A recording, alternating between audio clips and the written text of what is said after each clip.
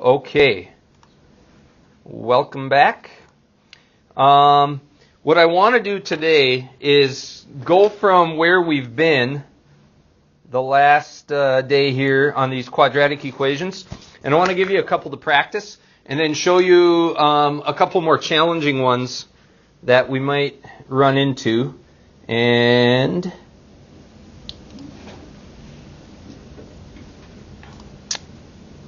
I've got new technology I'm going to try here again today. We're going to try this. Okay. Here's what I want you to try. Let's give this first guy a try. Just on a piece of scratch paper. I'm not going to have you turn this in.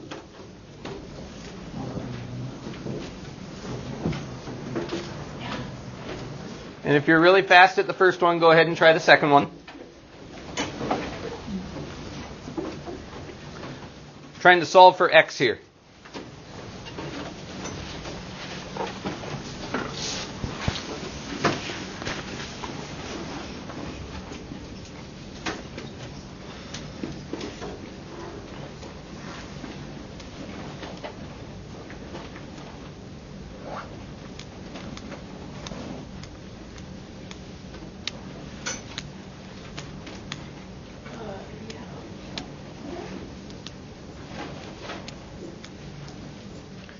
Flash me a thumbs up when you think you have a correct answer.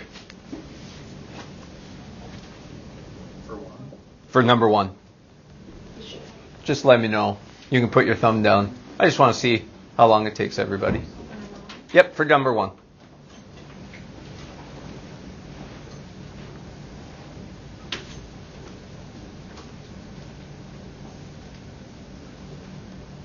If you're done, check with your neighbor. See if they got the same thing.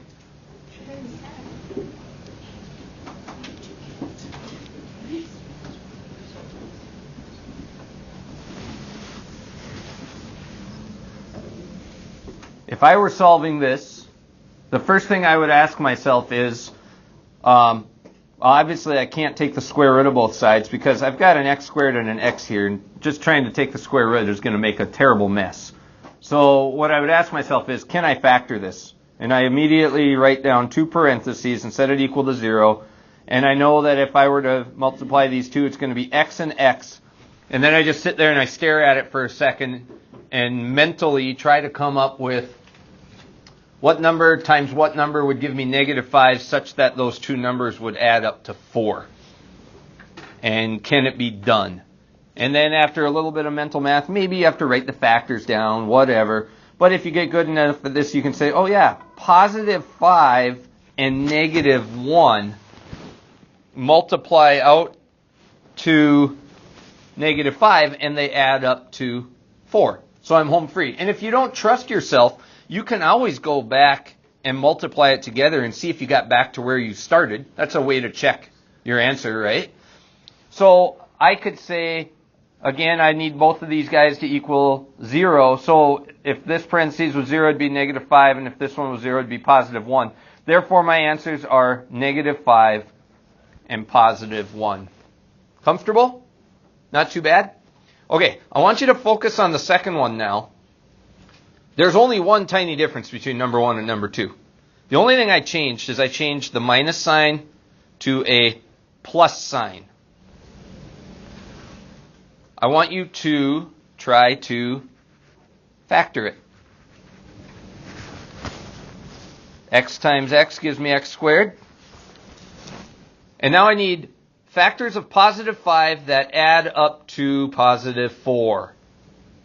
Is it going to work? No. There are no factors of +5 that add up to +4 because 1 times 5 adds up to 6, and -1 times -5 adds up to -6. Therefore, this whole idea of trying to factor this guy, it isn't going to work. Do we agree? So if it doesn't work, we got to come up with something different. And some of you already know where I'm going with this. You've done this in high school, but we're going to review it anyways. This is typically a process that confuses some students. Basically what we have is we know that this is garbage. I'm not going to be able to factor it like that. Okay? The problem is this number right here. That number that was in that position on number 1 was a very convenient number for me. It was factorable. Okay? So if I go back up to this guy, I would call this number, this is a nice number. It was factorable, everything worked out, didn't have to sweat too hard to solve that guy.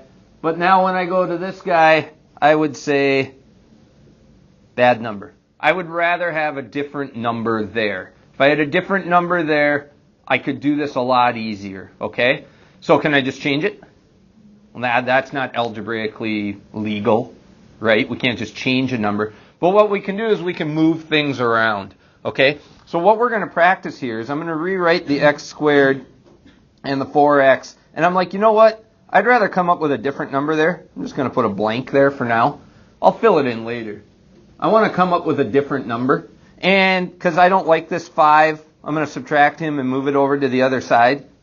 So do you guys agree that I could just subtract him, move him to the right-hand side, and now he's negative 5? So before we even go into this, how many people know what number I'm going to write in that blank?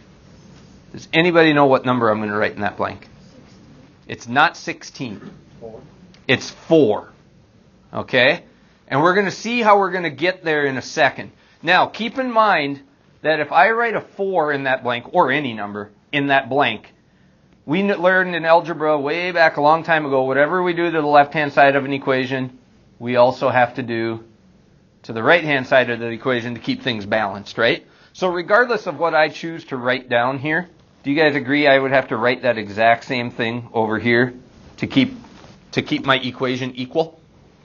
So I want to come up with a better number. It is going to be 4. And let's talk about how we're going to get there. Okay, so I'm going to show it to you geometrically. Let's imagine that this box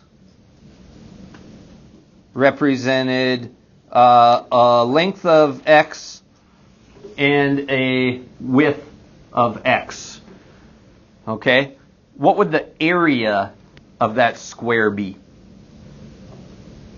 Geometrically. X squared. You take length times width on a square to get the area of it. So do you guys agree that the area of that guy is x squared? Okay? So I've taken care of, I'm drawing a box for this problem. I've taken care of the x squared. Now I want to go to the 4x. I want to geometrically represent the 4x. Well, I'm going to make a rectangle here that has a width of 1. That's a distance of 1 right there. What's the height? Can you guys see it? It's the same as the height of the square, is it not? Do you guys agree that the height of this guy right here is x? Okay? And since I have 4 of them, I need 4 of them. I need 4x. So I'm going to make another one here with a width of 1. And I need 4 of them. I'm going to put half of them on the side and I'm going to put half of them on the bottom. So let's say that's 1. And let's say that's 1. I now have a shape that has a length of x plus 2. Do we agree? X plus 1 plus 1. And a height of x plus 2. X plus 1 plus 1. Do you guys agree that the area of this rectangle is x? It's a width of 1 and a height of x. And the area of this guy is also x. And the area of this guy is also x. And the area of this guy is also x. Because this time the width is x and the height is 1, right? So I geometrically now have x squared plus 1, 2, 3, 4 plus 4x. So right now I have the x squared and I have the 4x taken care of, right? The only thing I don't have is the constant, the constant number that doesn't have any x's in it. It used to be 5. I want to come up with a new number. This is what they call, and you've heard this before, we call this completing the square. Completing the square. So I've drawn you this goofy looking shape that is not a square. Do you guys agree? It's like this L-shaped thing. But how would I make it into a square? Well, I'd have to fill in the missing chunk down here. And if I filled in that missing chunk, do you agree that I would have a square? So the question then is, the missing chunk, what is the area of it? It's 4. Does everybody see why it's 4? Again, I could look at this. I know that this length right here is 1. I know that this is 1. So together, this is a length of 2, correct? And then here's a 1 and a 1. So together it's 2. So what I have here is a square that is 2 by 2. And 2 times 2 is 4. So now I'm going to go back to my original equation. Notice that I had x squared plus 4x plus 5. 5 does not make a square, does it? We just showed that if I wanted to make a square out of this, I'd have x squared plus 4x plus 4. 4 is my magic number. 4 is the number that's going to work for me in that blank line. All right? So I'm going to go back to my problem, and I'm going to say, you know what I'd like to do? 4 was a bad, or 5 was a bad number. I need a nicer number. That number is going to be 4. But of course, if I'm going to add 4 to the left-hand side, in order to balance my equation, I have to add 4 to the right-hand side. Now, this isn't rocket science. All I've done so far is I've added 4 to both sides of the equation. That's it. I've added 4 to both sides of the equation. But I did that with a purpose. Because now, when I look at the left-hand side of the equation, when it used to be this, we found out that it was not factorable. But is it now? Yes, it is. So try to factor it. X and x. What are the factors of 4 that add up to 4? 2 times 2. So it'd be plus 2 and plus 2. And if you did this correctly, you completed the square correctly, your two factors will always be the exact same factor because a square has a length and a width that are exactly the same. Go back to your picture. Look at my big square. What's the height of my square? X plus 1, x plus 2. What's the width of my square? X plus 1, which is x plus 2. So what I've got is a length of x plus 2. I've got a height of x plus 2. And if I multiplied x plus 2 length times x plus 2 width, I get x squared plus 4x plus 4. So that's geometrically. This is algebraically. See how that worked? And then I just got to do a little arithmetic over here. I had that negative 5 just hanging out there. Plus the 4 is negative 1. And now the heavy lifting is done. Now I can write this as x plus 2 squared, because there's 2 of them. So the shorthand version is just to use the exponent. Equals negative 1. I take the square root of both sides, and I find out that x plus 2 is equal to plus or minus the square root of negative 1. And I move the 2, x equals negative 2. Plus or minus the square root of negative 1 is I. And I have my solution. It's called completing the square. So if you kind of understood that, try number 3. You can try to factor it if you want, but after about 2 seconds of trying to factor it, you're going to find out it doesn't work. So if you can't factor it, you're going to have to move that negative 7 and make way for a more convenient number. See if you can figure out what that convenient number is. And you could try to draw it geometrically on this one, but probably going to get you a little bit screwed up because it's a negative and it's an odd number. So you got to try to ask yourself, where does that magic number come from? X squared minus 3x plus the number that I want is going to be equal to positive 7, because if I move the negative 7 to the other side, plus whatever number I come up with. So that gets you started. I'm going to ask again, does anybody know what number goes in the blank? You know what it is? What is it? 3. It's not 3. It's not 4. It's not 9. I'm going to give you a hint. It's not a whole number. It's a fraction. It's not 1/3. I'm going to go back to this example here. Remember I had 4 x's here?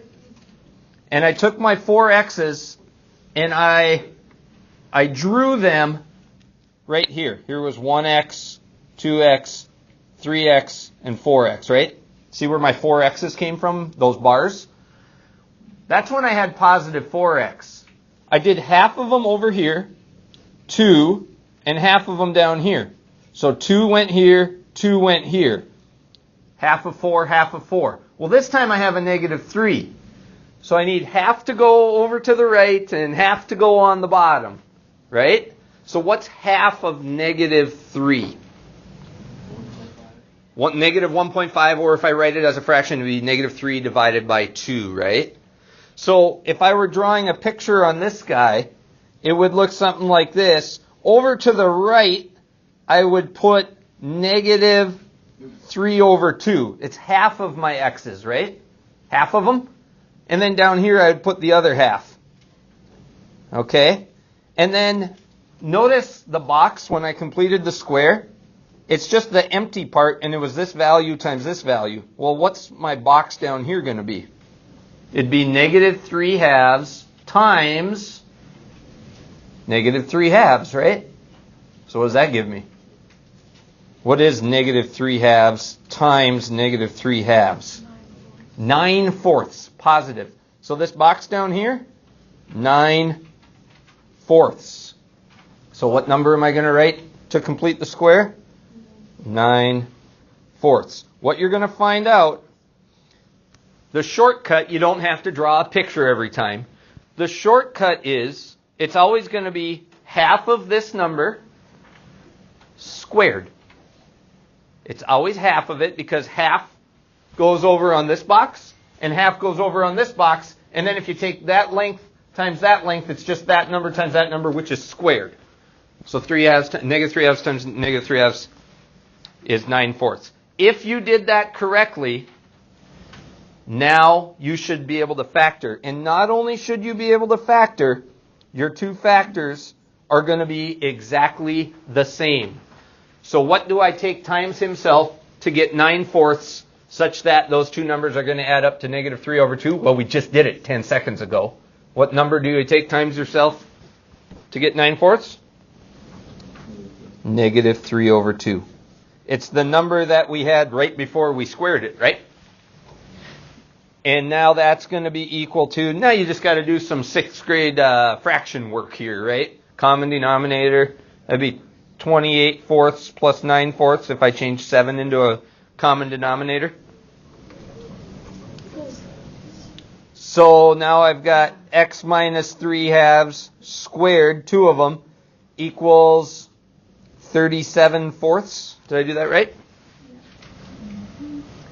And now I can do my whole square root of both sides, right? Square root. X minus 3 halves equals plus or minus the square root of 37 over 2, because the square root of 4 is 2. And finally, if I want to solve for x, I'd have to add that to both sides. So x is equal to 3 halves plus or minus the square root of 37 over 2. Yuck. Ugly answer. Comes out to some ugly decimal. But I was able to do it by hand. There is no way you would be able to factor that in your head. Oh yeah, I think it's plus or minus 3 halves plus or minus the square root of 37 over 2. Like you could never factor that in your head, right? Without going through that process.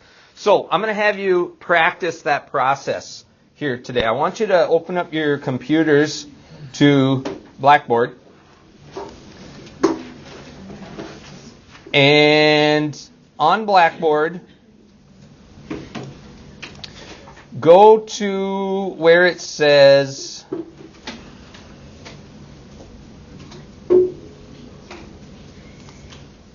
under course docs and links, there's a little practice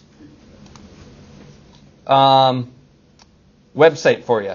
And let me, before I have you go there, let me show you what I all have on here. Wednesday I had you do the quadratic factoring practice. I gave you that PowerPoint. You don't need to turn it in. That was just for you, practice factoring. This is the PowerPoint we used yesterday. This was the, remember that Math is Fun website where you could practice factoring and then take a little quiz at the end? I gave that to you for practice. Today I'm actually going to have you turn it in, except we're going to do the one called 2.5 Completing the Square. See that one? So 2.5 Completing the Square, mathsfun.com, takes you to this page. Now, if you want a little refresher and you want to read some more of this, you can go through the examples, but it's basically what we just went through together. So here, look at that. They even do the little picture like I was drawing. See how they're completing the square there? I want you to go down and I want you to give the quiz a try. See where it says your turn? There's 10 of them. Now what I'm going to have you do is eventually you're going to turn this into me. How are you going to turn it in? I'll show you. You're going to click on question number 1. I'm just going to answer these quick without even looking at them. Wrong, wrong, wrong. Blah, blah, blah, blah, blah, wrong. So I'm getting all these wrong because I'm not even reading the question. You're going to go through all of them. And at the very end, after you're done with question number 10, you're going to say quiz results. See that in the bottom? How'd I do? I got 1 right. Thank you. So, when you are done with your quiz, if you are happy with that grade, that's what I want you to take a snapshot of, and I'm going to give you a grade based on that. If you're not happy with that grade, what are you going to do? Redo the quiz. Okay? So, how do you do a snapshot? If you have a PC, I like to use the snip tool. You can take a picture of it with your phone. I don't care. Okay? You're just going to go there. You're going to say, oh, I'm going to take a snapshot of this. I'm going to save it as a picture, and I'm going to put it in my Chapter 2 shared folder. And then I'll go in there, and myself or Mr. Rambo will look at it, and we'll give you a grade. Okay? Everybody know what the final assignment is there? Okay, so what I'd like you to do is, obviously, I'm not happy with that. In order to redo this, I don't even know how you might have to exit out of it and then go back in and start over. There.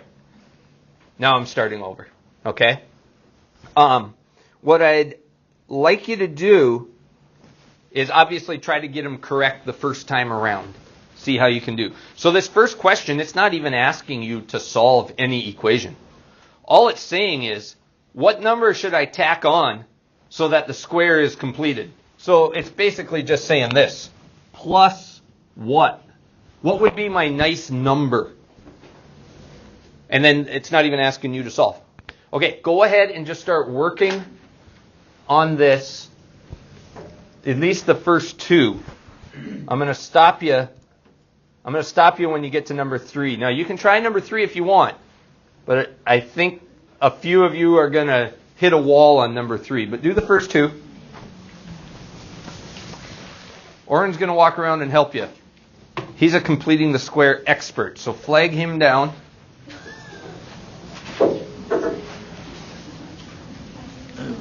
Mm-hmm. I'm on Completing the Square. Math is fun. You're right there. Yep. 2.5 Completing the Square is the website that we're on. Scroll down to the bottom where it says Your Turn. It'll open up a quiz. Seriously.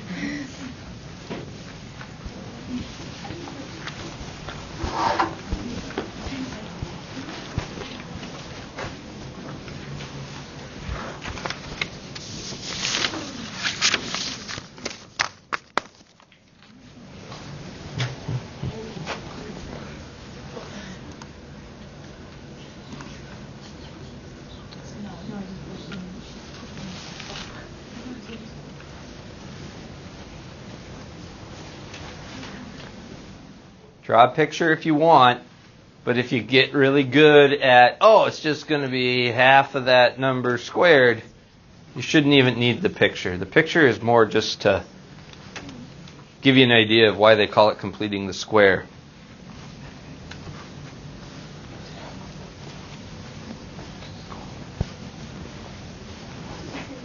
Everybody get number 1 correct?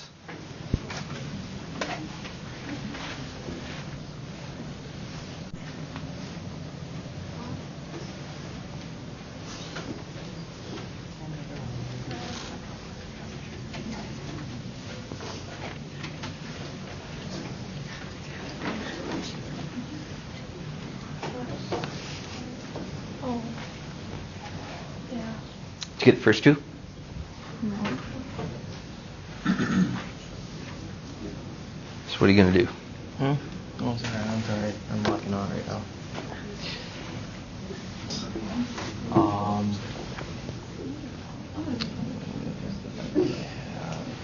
So you want half of negative 3 halves. What's half of negative 3 halves?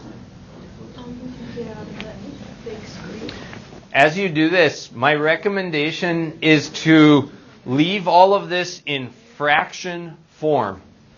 Once you start going to decimals, then you're going to get this non-terminating decimal that is just a pain in the butt. If you leave it in fraction form, things are going to work out so much cleaner for you, especially if you have to take the square root of something in the end. For those of you that are still working on number 1, I'll write it up here a little bit bigger. X squared minus 3 halves x. They're saying, what would you put there? I want half of negative 3 halves, and then I want to square it. So half of negative 3 halves is, if I take it times a half, it should be negative 3/4. That's half of it, negative 3/4. And negative 3/4 times negative 3/4 is 9/16. Positive or negative? It's always going to be positive. Because anytime you take a number and square it, you always get a positive, right? So immediately you knew that these two were wrong because it can't be a negative number. It has to be a positive number. So your answer for the first one should have been 9/16.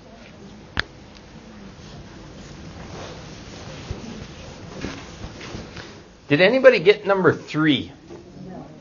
Number 3 is a bear. You got it? Did you guess or did you know what you were doing? Okay. I'm going to show you a little bit simpler example. There's a problem with number 3.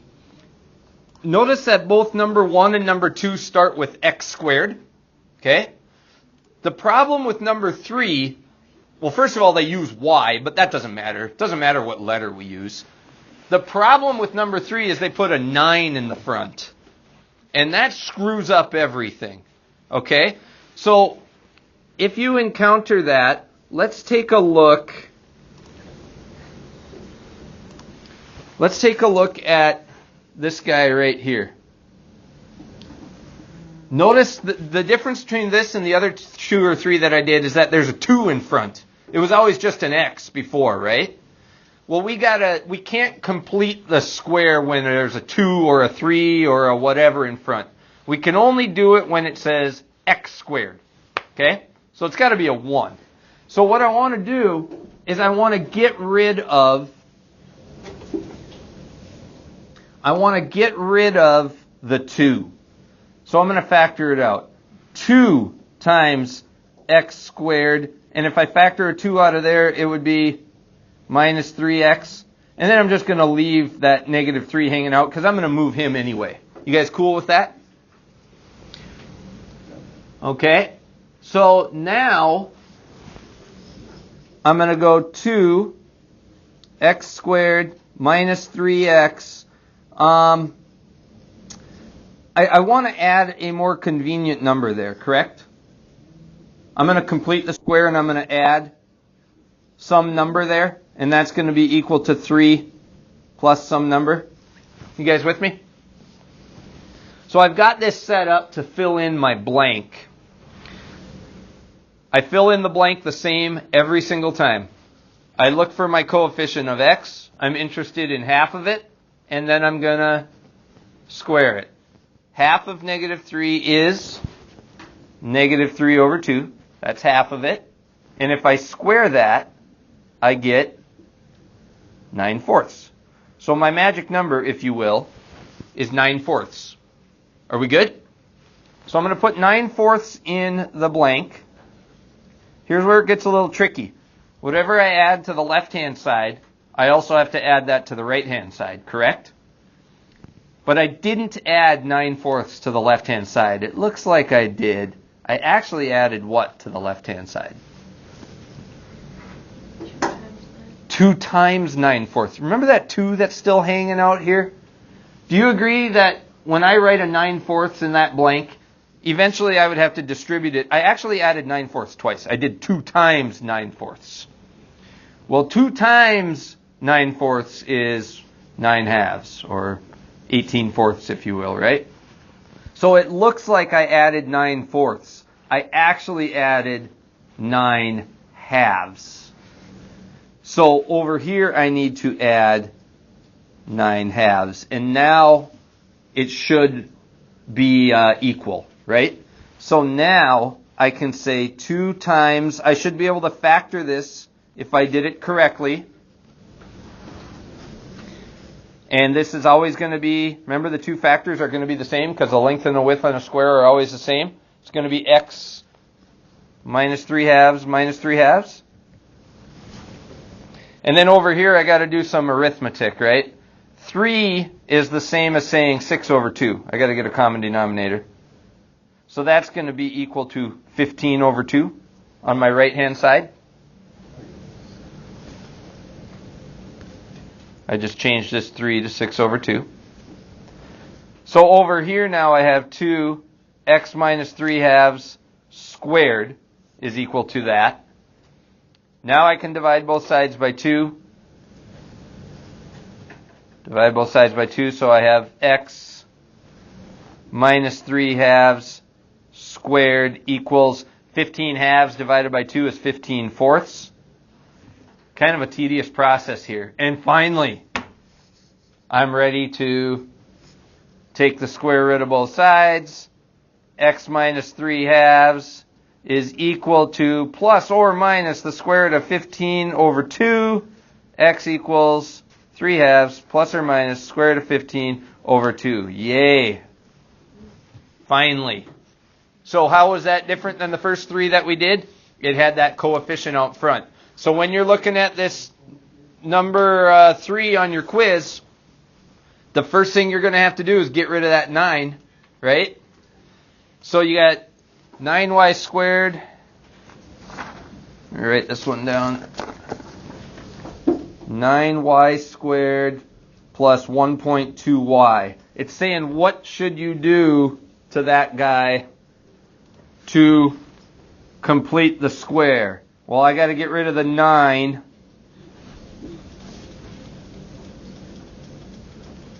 See how I factored out a 9?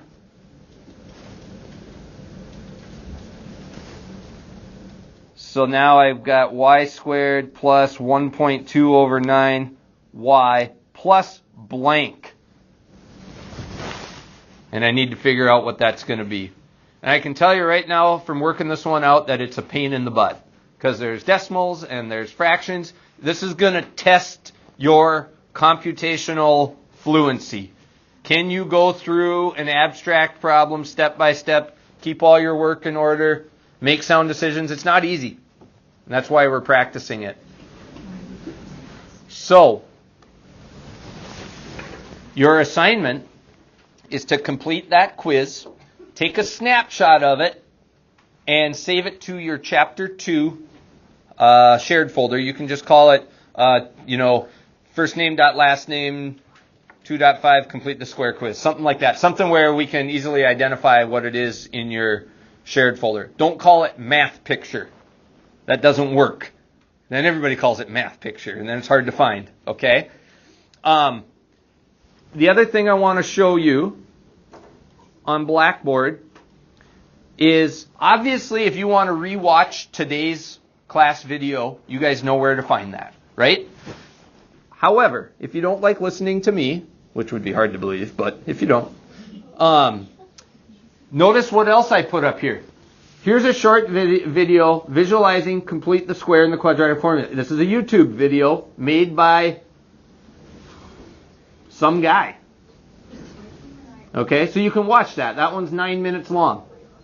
Watch that for more help if you want. Here's a video that I made a long, long time ago, which basically was kind of a duplicate of today, but you could watch it if you wanted to. What else can you do? You guys know that you have a textbook. And you know that you can go to section 2.5. And at the bottom of section 2.5, right before the homework, solving quadratic equations by factoring. There's a YouTube video. The zero product property, YouTube video. Completing the square, quadratic formula, which is what we're going to do on Monday. And then another one. So you've got videos, you've got practice websites, you can rewatch class. It's up to you how much you need to practice this. Okay? And then, of course, whenever you're ready to try your 2.5 Blackboard quiz, you can, but we're not done yet. We're going to spend a couple more days on this section. So you don't need to do that yet. You should be done with 2.1, 2.2, and 2.3, though, correct? Okay, I'm going to let you out early since it's Friday today. Have a good weekend, and we'll see you on Monday.